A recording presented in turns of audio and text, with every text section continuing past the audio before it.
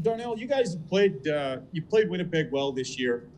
Looks like you likely face them in the playoffs here. Does what happens during the regular season? Does it carry over? Does it matter? Is there an advantage if you can continue to beat them during the regular season?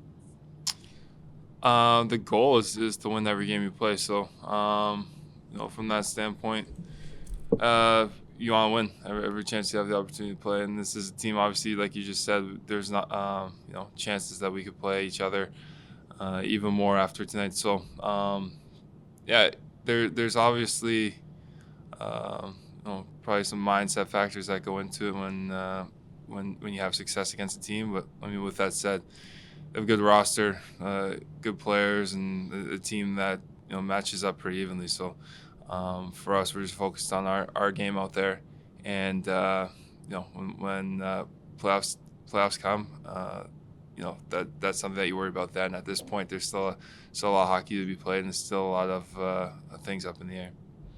When things shut down last year, Darnell, you guys were, you were one of the better teams. You were one of the better teams in Canada, but in the division too. This year, you're in a similar spot, if not maybe even a bit better spot. How would you compare your confidence as a group right now compared to, when you were rolling just before things shut down last year? It feels like a lot longer than a year ago.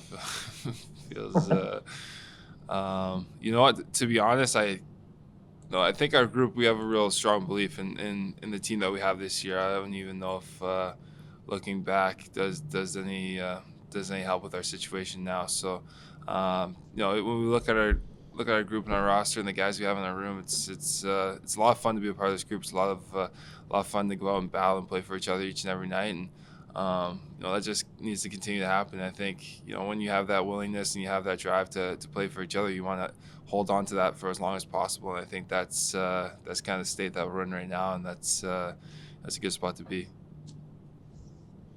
Jim Matheson, Post Media. Darnell, we talk about Mike Smith's puck handling all the time. As a defenseman, you just get used to Mike always stopping the dump ins, and as an opposing team's forecheck, it makes it a lot easier to play because Mike always stops the dump in and just passes those 5-footers to the defenseman. Yeah, as a D-man, it's nice. You go back there, you get open, and he makes plays. And even, if you're getting cut off by a guy, he's got the vision to make a play past you to the winger. And I think it's, no matter how many games you play with Smitty, or we've had him here obviously a couple of years, he always seems to do something impressive night after night. And as a D-man, it's definitely nice to go back there and know that he's like a third defenseman back there and has the ability to make plays that even some D-men in the league don't make. And when you beat a team in 6-1 in a game, and the Oilers, you got beat by Toronto, badly, at least one of those 3 games at Edmonton. Do you just accept that it's a one-off because every team gets beat badly in a hockey game, and the next time you play them, you got to start from scratch again, and you're not going to necessarily beat a team 6-1, and the other team is going to be a little mad? Yeah, it's. I think that's the unique part about the schedule this year is that you have these games where, no matter what happens, you get the opportunity to crack to go at them again. Either the next night or a couple nights later. So, I think as a player and having been on the other side of those, it's you just regroup and get ready to play. It's they're not going to roll over and fold because we had a good game last game and outscored them. No, it's going to be a hard fought battle tonight, and one that we have to be up on our toes and ready to meet the challenge because they're going to come back and push. Good, thank you. Paul Gasol, Oilers TV. Hey Darnell, a lot is usually made about the second game in a back-to-back and just trying to play a simple game. But I'm just wondering, is there anything you can do in the first game of the back-to-back that either sets you up for the next game or just conserves energy, anything like that?